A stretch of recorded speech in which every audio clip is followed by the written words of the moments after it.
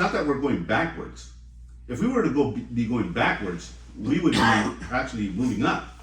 But we're in a toilet bowl situation here, in a beautiful, one of the best cities to live in.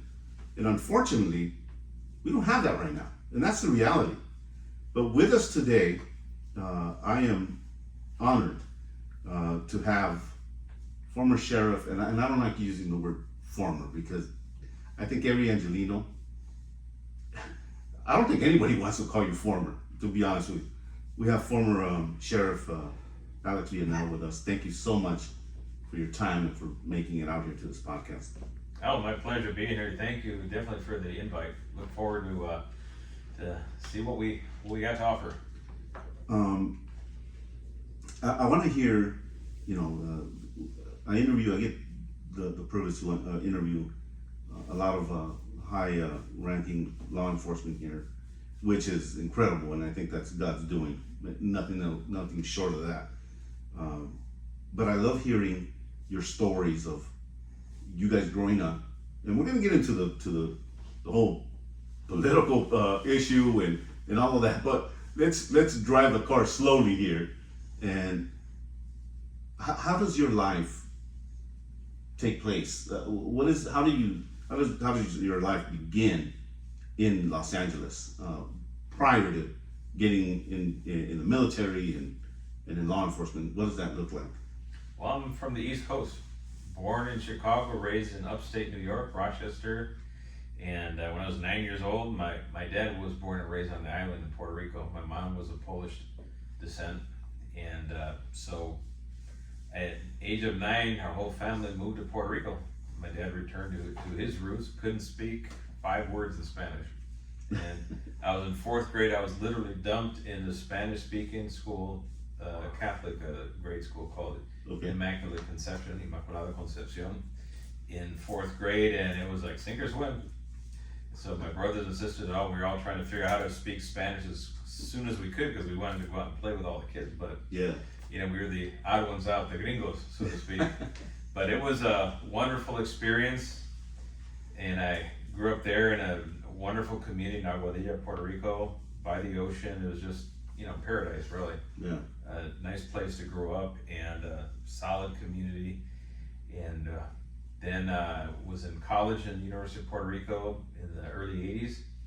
And Ronald Reagan at the time thought it was fit to cut the Pell Grants in half because they thought they were too generous. And that got me into the Air Force and one-way ticket to Norton Air Force Base in San Bernardino. That was in 1983, so this year is my 40th anniversary of being in California. Wow. Well, happy birthday, I guess, right? For being here. But, and there's a lot of friends of mine. The Puerto Rican community is very tight, man. That's one of the things that, and I was having a conversation with my son. We were watching something, and it was some Puerto Rican folks there, and he said, "You noticed something about them?" And I said, "What was that?" He goes, "They have this thing." I said, "Yeah, they do. And it's pretty neat." So you land here, and what kind of turns you into, I need to step into this field of law enforcement? When did that happen? Well, I was enlisted in the Air Force. I was working the flight line in Norton, 2 in the morning, 40 degrees, pumping gas into jets. And I thought, you know what? I need to go back to school and finish it. This is not a career for me, definitely. So got my butt out of the Air Force. I transitioned to the Air National Guard and signed up for Cal Poly Pomona. Okay. Didn't have a place to stay, so for a week I was at the YMCA in Pomona. I don't know if you call it homeless or not, but that's where I was. And moved in with a nice family in Pomona by Ganesha High.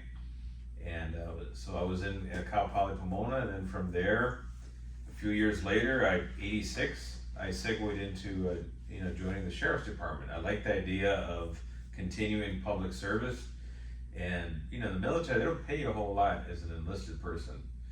And I saw what the deputy made at the time, and I was like, this is like a 300% pay raise. Where do I sign up? 'Cause I didn't really like the private sector. I liked the public service. So it was a natural progression into the department. In '86, I was sworn in as a deputy. So you walk in '86. That LA is it's not a nice place to be in '86 at that time in Los Angeles with the uprise of crack cocaine, the gang culture rising up. I mean, you came into Well, I got a taste of it in '83 when, or actually in '84 when I got out of active Air Force. I'm in this residence in Pomona by Ganesha High, and I'm going to school, and Pomona Piru, they lined up like a half a dozen across the street trying to block me and pull me out of my car for no other reason than I guess I was a white guy in the wrong neighborhood. And I just punched through and didn't stop, but that kind of gave me a taste like, wow, there's some tension here. Yeah. And Pomona had their problems. I mean, there's Oh, yeah. Pomona 12th Street and so many other gangs that are involved in Pomona. I just spoke there 2 weeks ago. A little different. Seems a little bit better than at that time. It has improved substantially from those days, thankfully, but Yeah. but now we're regressing in other ways Yeah. throughout the entire county. Yeah. And your wife is here. She's in the studio. So we got blessed with the whole package with both of you guys in here. But she also was in law enforcement Yes. in the sheriff's department. And so how did you guys meet? Was it in the department or outside? Well, she was born and raised in East LA, literally born in East LA, Wow, like the movie. just like the movie. And she grew up on Federley Avenue, just in a few blocks from East LA Station. Okay. And she was going to Cal State LA, and she was doing an internship at East LA Station in the narcotics group as part of her college credits. And I was a patrol deputy at East LA Station, so we met by accident on a surveillance of all places. Wow. Actually, I didn't meet her; she saw me. Uh-huh. And this is kind of funny because I'm working patrol, minding my own business in daytime, and I see a van pull in behind a car kind of aggressively, right there in Eastern and those days was Brooklyn Avenue. Yeah. And guys jump out with beards and guns, and like, holy shit! Yeah. And what's going on here? So I pull out, and then I recognize one of them. It's a narco. They're supposed to tell the desk, hey, we're going to be doing this thing over there, so don't go near there, but they somehow forgot. Yeah. But Vivian doesn't know any of that, so she just going, what's that nerd doing? He's going to ruin our operation. that was her future husband. That's awesome. That's this is why I always ask the questions, because my first thing was under assumption that you probably met in the department and the whole nine yards, and because a lot of I'm a friend of John Hatami. His wife is also a deputy, and but I always ask the question because you never know. I mean, you could have met at Trader Joe's in the vegetable aisle. Who knows? But that's a neat story that you go there. So you're in your deputy. You started inside the LA County Jail. Yes. How long did you do there? I was there 4 years, and I worked at Inmate Reception Center, which is kind of like the central, Where it smells. Yes. Oh. There's levels of smell there, and you think your nose gets salted, especially during the summer months. Oh man. The smell in there, and then along comes a new transient, takes off his shoes, and they bump up the level of smell to a whole new notch you didn't think was possible. Yeah. And then you get accustomed to that, and the next one comes and bumps it up even higher. So the whole night you're being assaulted with higher levels of smell. Do you think your body can't recognize anything worse? But never say that, because along comes somebody else. And it was an eye opener for me coming from Puerto Rico, military, to then Inmate Reception Center at LA County Jail. That was a kind of a culture adjustment period. I guess. And Twin Towers didn't exist. You were in the old Men's Central Jail. The old one, yes. Yeah, and that I mean, it's. I wouldn't suggest anybody ever going through those walls, but it reeks. It's hot when it's hot, and it's cold when it's cold. And one of the things that I'll never forget is where in reception, where you're about to go into the shower stalls, and they didn't call it this, but they said it a different way, nuts and butts. Mm-hmm. And everybody was, I mean, one after the other on these metal benches. Yes. And I remember when I first got there, I went, nah, we're doing this, and everybody has to do it. But yeah, you see the transients, you see the guy that's been on crack for, weeks, and the smell of that alone, it is just, it's a different ordeal that I don't recommend anybody doing that. Now, LA has a political woke establishment that's trying very hard at shrinking law enforcement at the expense of public safety. Why are they doing this? It's ideology for them. It's an ideology that's also convenient, because you have a black elite political group, you have a white elite, or the politicians, and they've made their little pact where they decide, hey, if we stay together, we can basically stay in office as long as possible. That little group, that coalition, so to speak. Yeah. And for them, the go-to button is, let's just denounce law enforcement. Law enforcement is the source of all the problems. And if only we could be free, then we'll free up our oppressed black and brown, people, which is the exact opposite of what happens. Yeah. Because they end up defunding law enforcement, and they end up screwing over the black and brown communities that can least afford the absence of law enforcement. So actually, their entire plan is extremely racist and self-serving, and they know it. They just don't care. Yeah, and when they're in power, how do you get them out of there, right? I mean, it's just it's I think Los Angeles was heartbroken when you were trying to run for another term, and I remember I was watching with my whole entire family in the living room, and when we didn't get what we wanted, it just smelled fishy, man. It didn't feel right. It didn't smell right. I've been with the best thieves, liars, and connivers in the state of California. As an ex-convict, I've been with the best of them, and I could smell when something's not right, and that was not right. Do I know the ins and outs of that? I don't, but it just didn't seem right of how it all went down. And now we have a situation in our hands where just last night, 3 LAPD officers were shot. And then you have a governor that all of a sudden, out of nowhere, cares. And we have a mayor that decides to go visit the wounded police officers. I see the hypocrisy in that, because these were the very people that were trying to defund. These were the very people that are trying to shrink law enforcement and at the expense of public safety. And I don't get that, man. I get the opportunity to go and speak all over the country on subjects like this, on my side, on the experience that I've lived through. And I think that the public, once they hear someone, and this is, I think that what needs to happen is dialogue like this, where you have someone from law enforcement, and you have someone that has come from the other side, is not playing the victim card, understands that, hey, you're responsible for all the actions and deeds that you do, and then you present it to the public, and maybe, just maybe something good can happen out of that. But to me, it broke our hearts that the work that you were doing to clean up the streets, to make it safer, just went down the toilet. And I look at what we're left with the current sheriff, with Luna. He's a puppet. I mean, I don't know what else to call the guy, but it's whatever the Board of Supervisors says, he's signing off on it.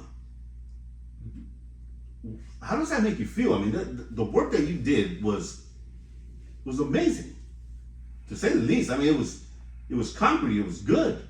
People felt safe.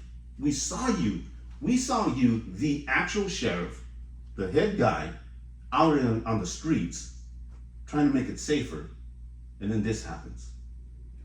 How does that make you feel? Well, it saddens me in the sense that so much good work and, hard work was put into transforming the organization to be more responsive, more representative, and, to the needs of the community. And that was a lot of work that is now being unraveled at a frightening speed, because for example, Luna himself, his undersheriff now, she's under fire because now she's a tattooed person. And this is we revealed this yesterday, but it was already known by Luna, the Board of Supervisors, the Oversight Commission, the Inspector General, Bert Dykesler, the Special Counsel. They knew all this, but they're trying to sell the idea that these groups are they're gangs and they're exclusionary. They exclude people of color or women. And she's testifying under oath of how exclusionary they are, while she has a tattoo from a group that's exclusionary, and she's a black female. You can't make this stuff up. Yeah. So now the question is, did she commit perjury, or is she deliberately misleading the public? I mean, the whole thing, the scenario, the special counsel, the special hearings, it was all a kangaroo court designed to dissuade or fool the public. Yeah. But now they got to live with the result of that. So then, I guess by their own their own standards, she is, I guess, a member of a deputy gang or a clique, using their terms. Yeah. So now, should he fire her, lay her off, or how's this whole thing work? See, this is where they're caught hoisted on their own petard, I guess is the right terminology. But the sad thing is, the public pays the price. Yeah. Because deputies do not want to partake in or remain in an organization that has unstable leadership, that is going to serve at the whim of the board. Even, and this is a story people may not be aware of, I had under, when I was sheriff, one of my assistant sheriff was Bruce Chase. He was the 3-star assistant sheriff overseeing patrol. He had a sit-down breakfast with Luna when Luna first took over, or was taking over, and Luna told him, hey, could you be my undersheriff, short term? And he was, a guy is obviously close to retirement. He said, I'll hang around, yeah, I'll do that for you. Okay, so they agreed on that, gentleman's agreement. The very next day, he learned in the media that April Tardy was the interim undersheriff. Luna didn't even have the courtesy to tell the person that he gave the job to that somebody else has it. Yeah. Which meant that the Board of Supervisors told him who his undersheriff was. So now you see how this plays out. Yeah, and who's running the department? Is it Luna or is it the Board of Supervisors? Well, I remember when I first started looking into Luna, and obviously if you know him, came from Long Beach PD, and there's a very good story there, and you could research yourselves, where there's a thin blue line sign outside of the headquarters, and a local resident or citizen from around there feels offended by that, goes into the police department, and Luna himself comes outside and takes the flag out, because that person said, well, it makes me feel uncomfortable. And that's what we're left with as the sheriff of Los Angeles right now. That's what we're left with. I mean, the exodus in the sheriff's department, in LAPD, the exodus of these two big departments is breathtaking. That exodus is picking up pace. In fact, do you have the phone with that email from the phone? I'll read you a text I just got today, which is just alarming. But 2019, my first year in office, we hired 1,100 deputies. Wow. We had a class graduating every month, and that class was full. And when we had testing days or hiring days, the applicant line would wrap around the building. Wow. If you build it, they will come. Absolutely. If you create or if you support an organization that has a good reputation among the applicant universe, and you're a stable and honest, ethical employer, people are going to trust their career decisions with you. Yeah. parents are going to trust their children to apply to that organization because they have faith it's a stable environment, their kids are going to prosper and be safe and supported. It's a delicate balance. And the political establishment thought that, they could just snap their fingers and just remove the sheriff and all is well. No, all is not well now. Now they had to cancel academy class for lack of applicants. That's the first. We couldn't have classes because they did a hiring freeze on us because we were so successful at hiring, so they had to interrupt that right away with a hiring freeze. So it just shows you how the whole script is flipped now. And it's an ongoing thing, right? If I had children, and that's the temperature that's going on. Who, as a parent, who wouldn't warn their kid? No, it's not a good time, you know. Yep. Here's from the briefing. Yeah. All new recruits will go straight to patrol for 18 months and will automatically transfer somewhere else because they have nobody left working patrol. So now they're gonna have to basically hold hostage everybody in jail, get everybody out of the academy straight to patrol. All deputies will get a max of 7 years at a station and will be required to transfer elsewhere. So what the sheriff is telegraphing is that he doesn't care about the relationship between deputies and the communities they serve. It's all just float them around. Disposable. We'll just make them run them on a conveyor belt, which is going to be horrific for one, officer safety, and obviously community relations, which is the single most important thing a deputy can do out there in patrol is build relationships with the community. Yeah. Now the sheriff is saying, well, we don't care about those. And again, it's because of the false narrative. They had a boogeyman they created, now they have to slay the boogeyman. This is one of their tools. And what are they going to sacrifice? Relationships with the community that are oh so important. And then now sergeants and lieutenants will get a max of 3 years at a station, will be required to transfer elsewhere. And they're not going to promote any more promotions on the current sergeants and lieutenants list for the entire year. The lifeblood of an organization is upward mobility and lateral mobility. He's killing both. And then no more loans of specialized units. We are so short on patrol that they cannot afford to lose more people to promotions. I mean, this dumpster fire is getting bigger. It's bad news after bad news for the department. And they're not releasing the hard numbers which exist about how bad the situation is, but we do know that prior to the election in November, we had a huge pile of applicants coming in. As soon as the results came out, that was it. In fact, people that had applications in withdrew them and they went and applied elsewhere. Wow. Yeah, no, I mean, you turn on the news and you'll see people going to law enforcement departments in Florida, Texas, Orange County. And they appreciate law enforcement. Yeah. In fact, LA County is surrounded by 5 counties that didn't have a vaccine mandate. Wow. In fact, one county, Kern County, was doing TV commercials recruiting deputy sheriffs to join Kern County. That was Sheriff Youngblood. And they're making bank because they got a steady supply of applicants coming from our department and from LAPD for similar reasons. Yeah. And back to this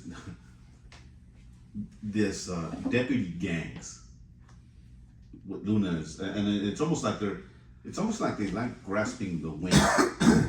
That's what it looks like. He's a cloud without water. There's no names, by the way.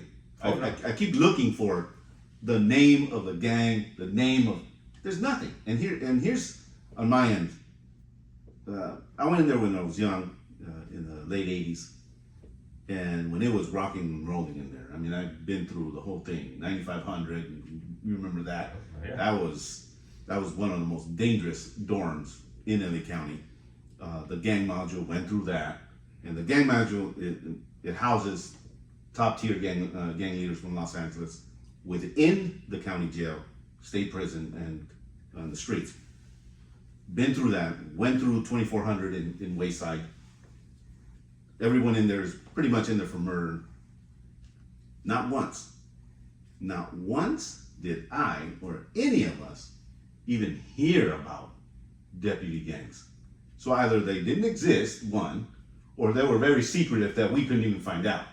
And I'm going to go with one. They didn't exist. But here it is, and he's just pulling on this. It's almost like he wants the public to believe something that is just absolutely not there.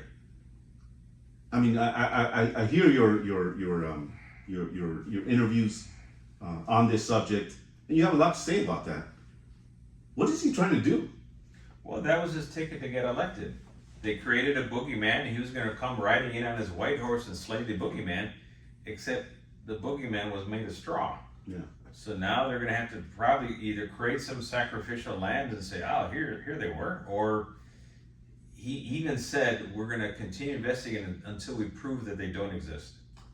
He actually said that, which means you're guilty until proven innocent. Yeah. I couldn't believe it's coming from law enforcement officials, so that was comical. But as when I was a sheriff, all these people making these allegations, bring me the evidence, I'm more than happy to take action. And I demanded, give me the evidence.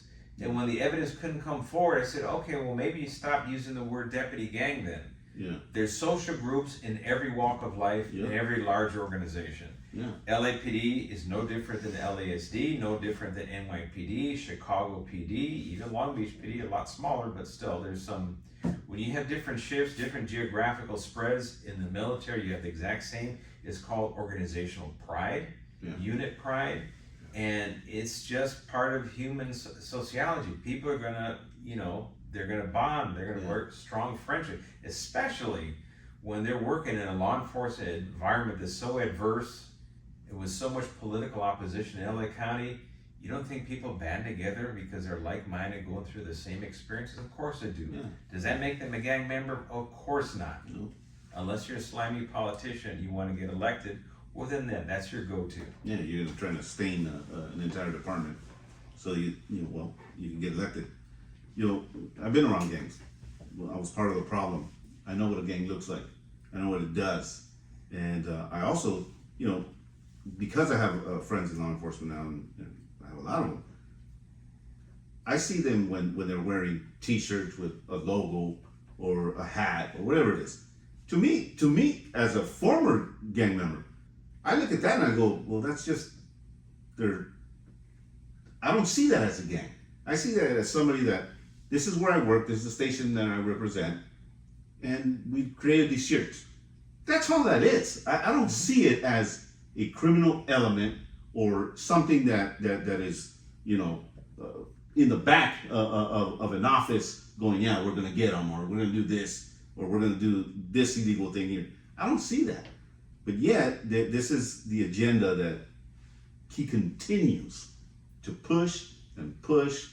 And I think it's like one of those things that if you lie to yourself so much so, you end up believing your own lie. And I think that's where he's at right now, where he truly believes that this actually exists. We're gonna investigate until we find out that it's not.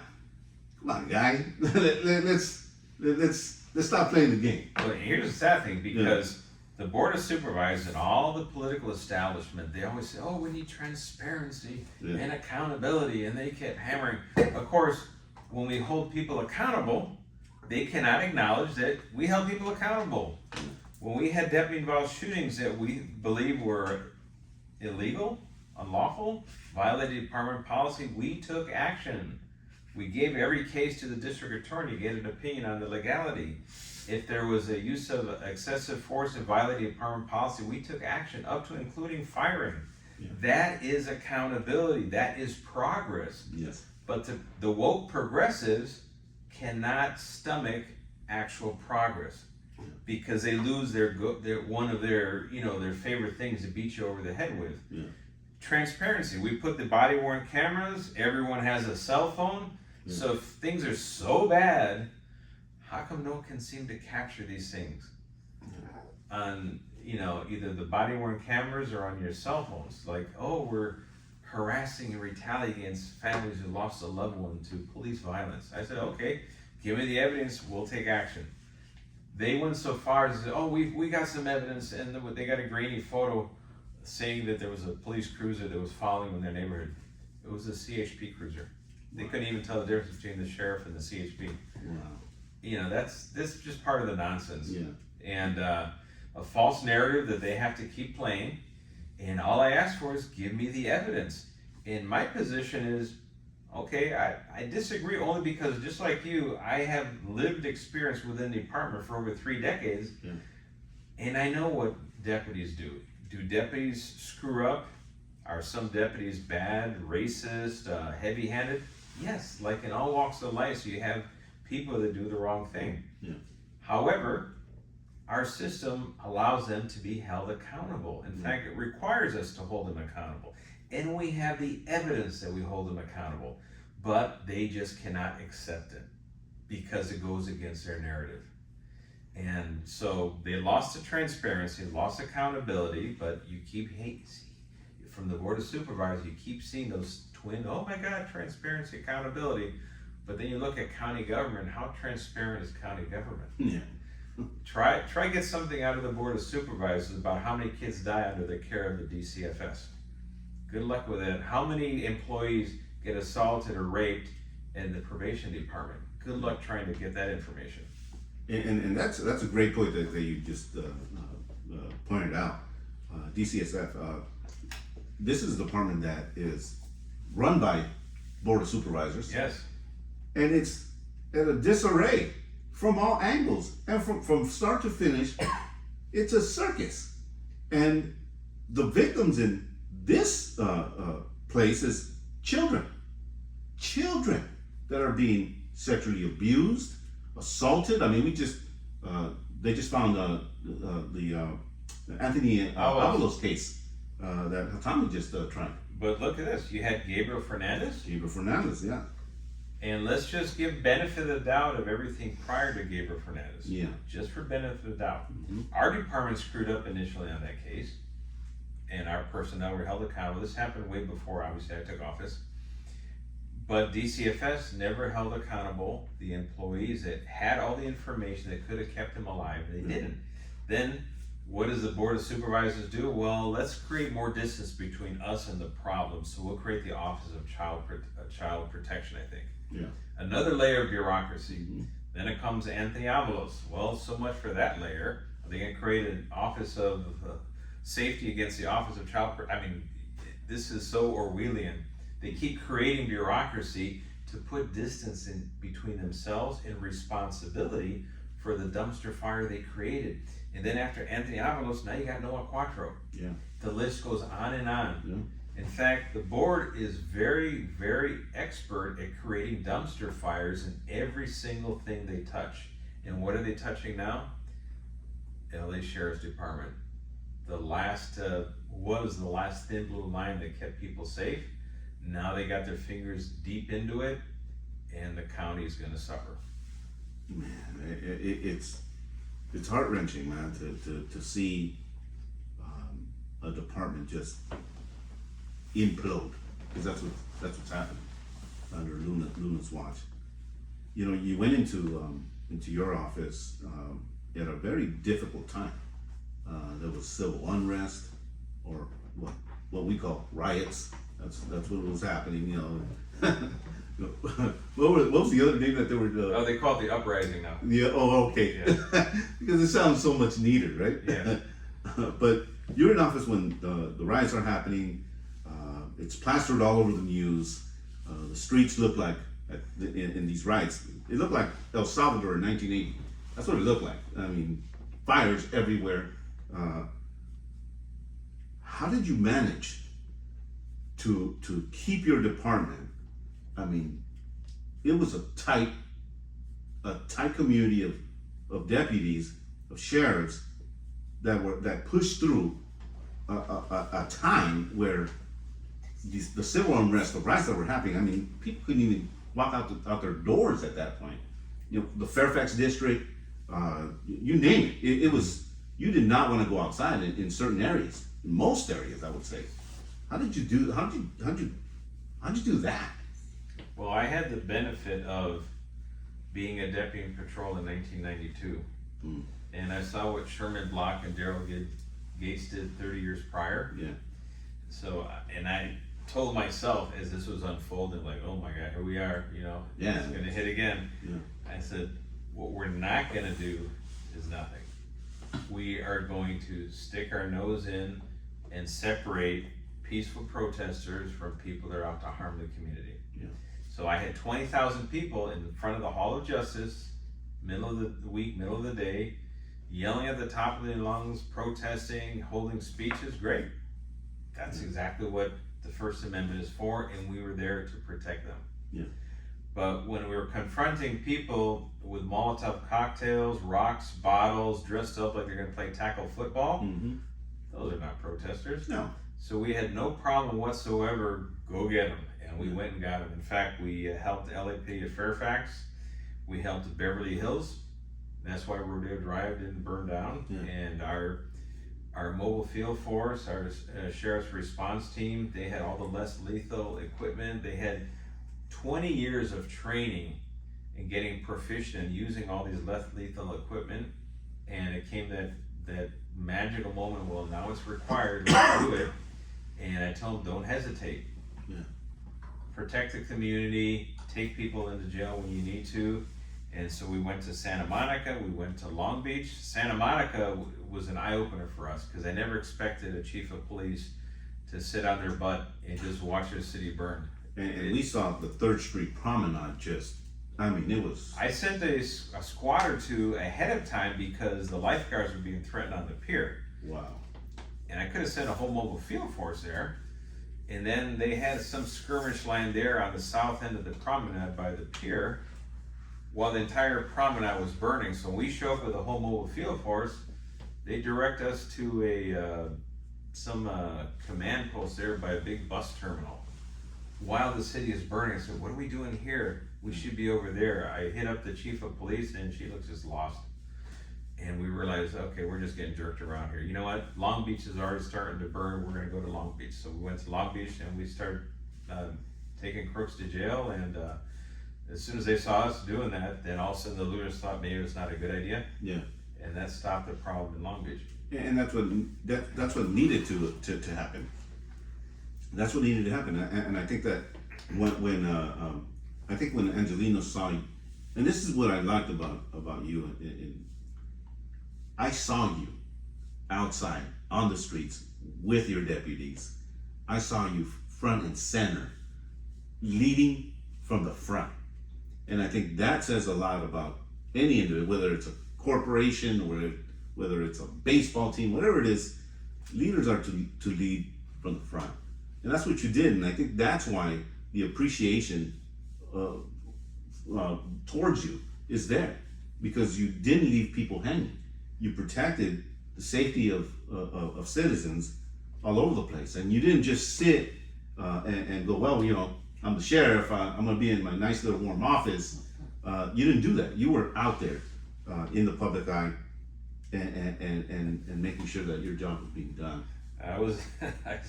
I scared my security team, because when we went to Long Beach, we were all dressed up. I had all the right gear, and I think 7th and Pine, there was a CVS that was being looted, and so we went and chased the looters, and we caught some of them. Yeah. And I'm running down some alley, or limping down an alley the best I could with one of my team, and then the other guys went around the other side of the house. We kind of contained them in the backyard. We got 4 in custody for looting, and it was the sad thing was the Long Beach officers that were there, there was no, I was wondering, where's the chief of police of Long Beach?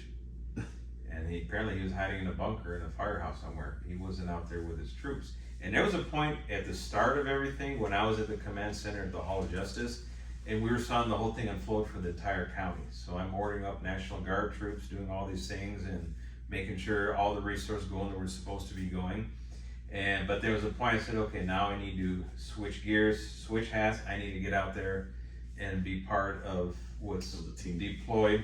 And so we went, gave a good speech at Santa Monica. I think there's a photo where I'm in uniform with a Kevlar helmet on front of one, on top That's of one. the one that I was talking about, yeah. Yeah, and then we're in Long Beach, but my parting orders when I left for the command post, and I gave it to all the mobile field force commanders, is, hey, because we ride 4 deep in every one of the black and whites. I said, if your vehicle gets trashed, you're walking home to the station.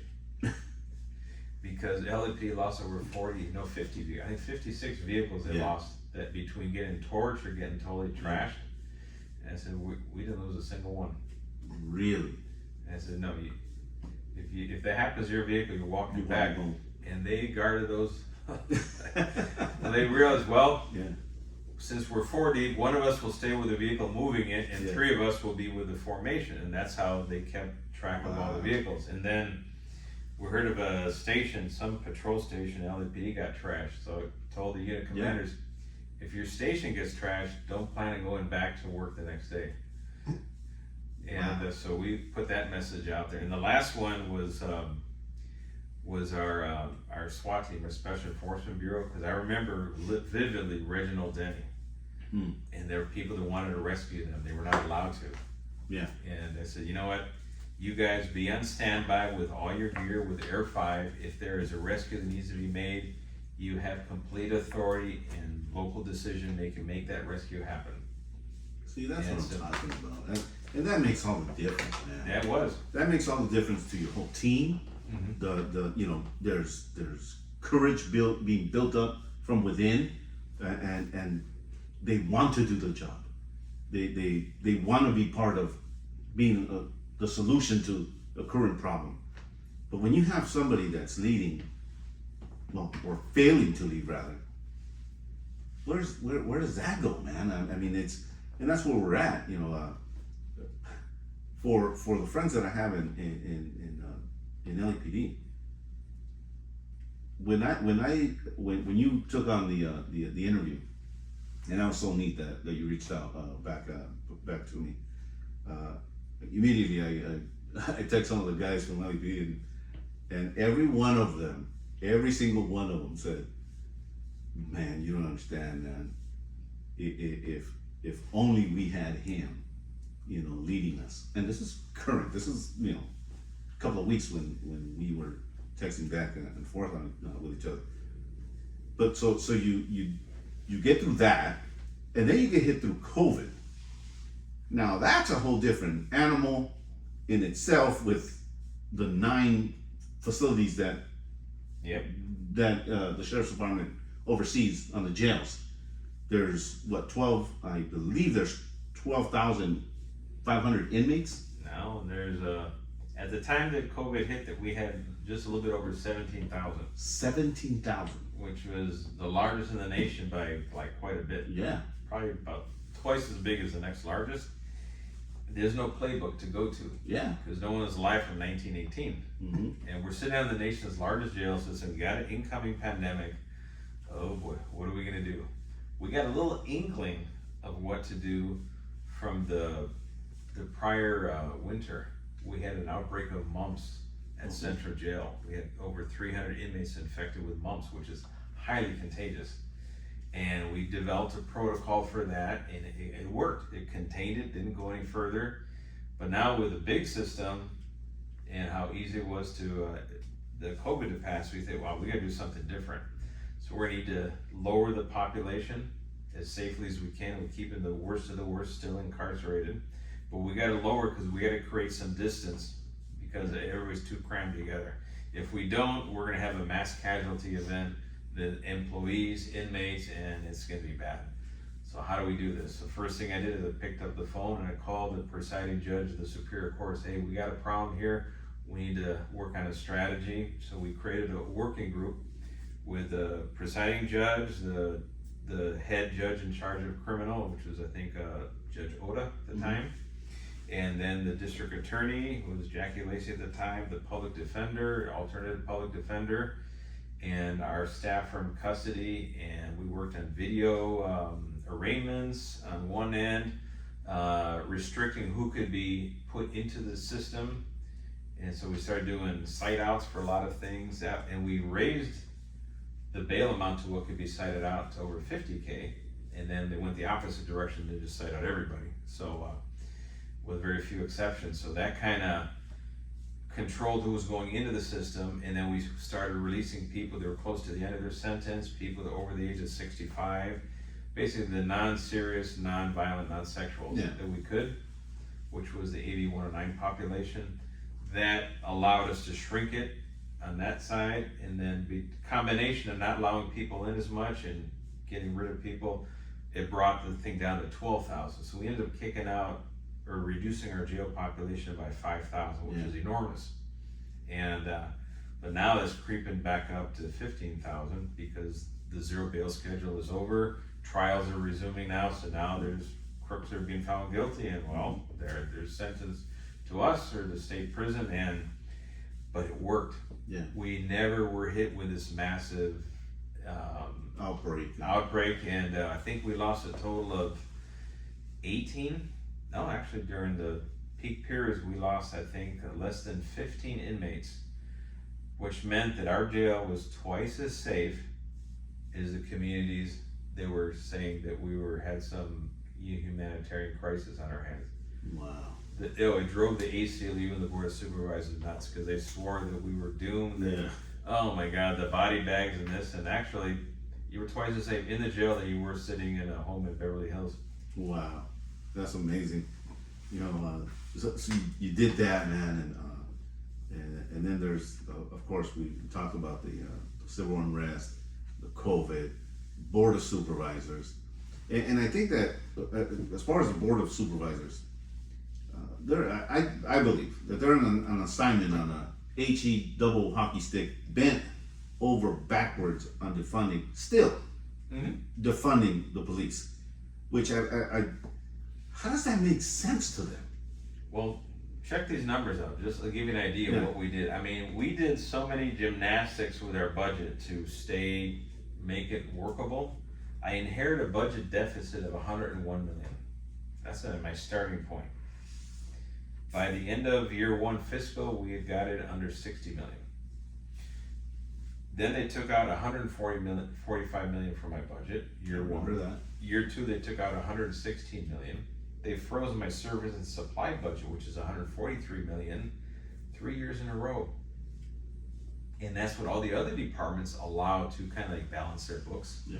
So they don't spend money somewhere where they can cover it somewhere else. Well, they thought it was best that I didn't have the ability to do that, because they were really thinking, in our best interest, right? Yeah. So they played that game. Then they removed 1,281 budgeted positions from my budget. 1,281, and they turned around and said, "Oh, we haven't defunded you." It's like, wow, must be a whole new language I'm unfamiliar with.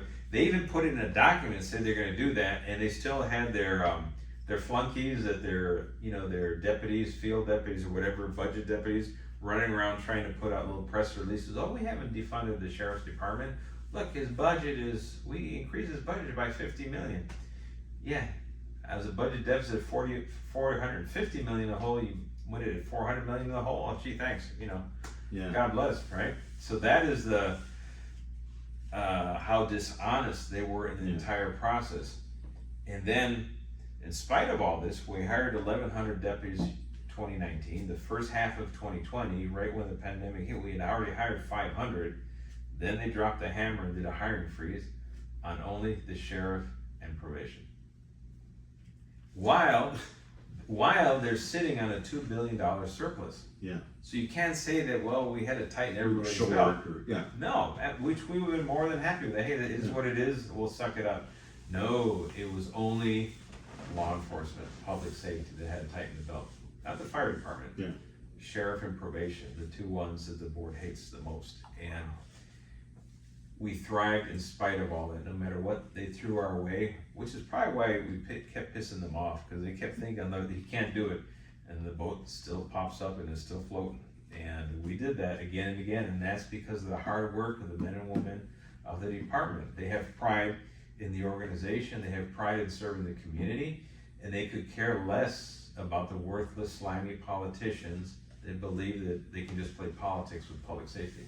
And that's what they're doing and continue to do. I heard Karen Bass just the other day. She's in an interview with a local news station, and there's a lot of unrest in a lot of these board meetings and stuff. And people, citizens are coming in there and shouting and screaming, and they're mad, they're upset, right? And the guy that's interviewing Karen Bass says, "Why do you think they're doing that?" And she says, "Well, I don't really think that it matters. I mean, they you guys voted him in, and she's laughing, and to me, I'm going, why is that so funny to you? Why is it funny that you have people? It's almost like mocking. I'm still gonna do it. That's, to me, that's the feeling that I get from all of these guys that are on these boards. That look at us. You can't do nothing. We're gonna do whatever we feel like doing, and there's nothing you can do because you voted us in. You picked us. So now deal with it. And so long as they're in power, so long as they're in these positions, we get what we get. Man, we live in one of the most beautiful states, in one of the most beautiful cities, and these people are ruining it. They are deliberately ruining the best city out there. I mean, you go outside of this country, Los Angeles. People hear about LA. LA is iconic everywhere. Why would you want to destroy that? And I don't know, man. Where do we go from there? How do we fix this? It's. I'm a dad now. I've raised my 3 kids. I still have a 14-year-old. I got 2 adult daughters that are in college. I'm glad that, by the grace of God, I was able to bring my family to a city that we don't have to worry about that. We have a very good police department here. We have people that still care about the city of Burbank.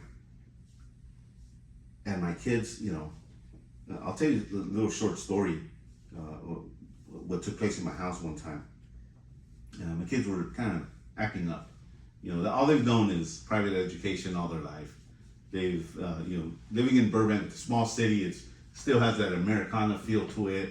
It's a nice city. Everybody knows everybody.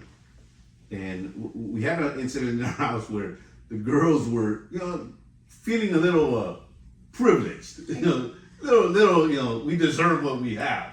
That kind of thing. And I said, you know what? We're going on a road trip. Everybody in the car. We're going on a road trip. And they didn't know what I was planning. I said, everybody in the car, the whole family, all of us, we're all going. So it's 3 kids and my wife. And as we're going there, she says, where are we going?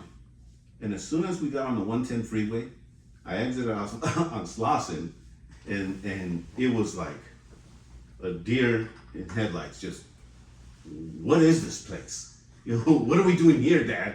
And I took them to the Slauson swap meet, out of all places. I said, this is where shopping was for me. This is, and then I took them to the MacArthur Park area. This was our park. This is not up here at Brace. This is not, McCambridge. This is MacArthur Park.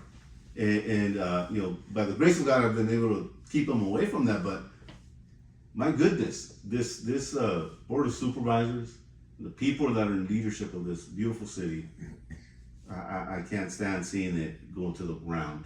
Well, you said that LA is known as an iconic place. Well, it's become iconic for the wrong reasons. Yeah. And which should be alarming.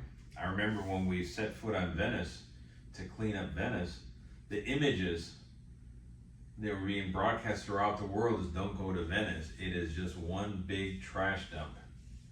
In fact, there was a guy who had a YouTube channel about Venice that was very popular, and he threw images every week about how horrible it is. And of course, all the tourists were not booking Venice or anywhere near there.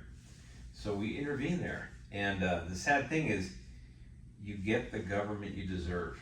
Yeah. If the voters are apathetic and not interested in the affairs or how government uses their tax dollars to resolve the issues that you can't resolve personally, well, you're stuck with the result because you just don't care. Yeah. They rely on people not caring. Yeah. And that is how you get people, the Board of Supervisors, the mayor, the city council of LA, you get the sheriff you have, because people don't pay attention to the facts.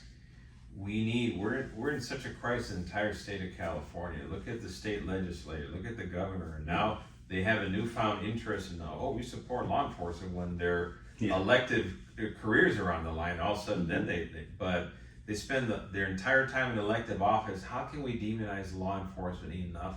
What can we do to make their lives more difficult instead of better?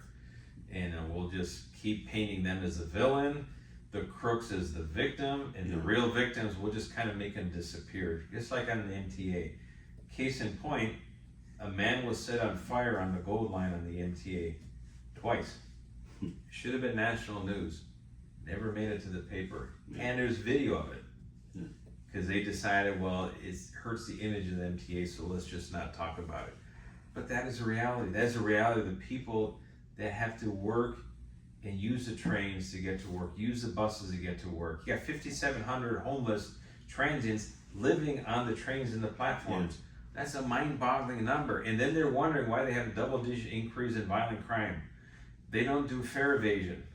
Oh, well, gee, 99% of the people that commit crimes on the trains don't pay the fare. And they can't see the connection to this.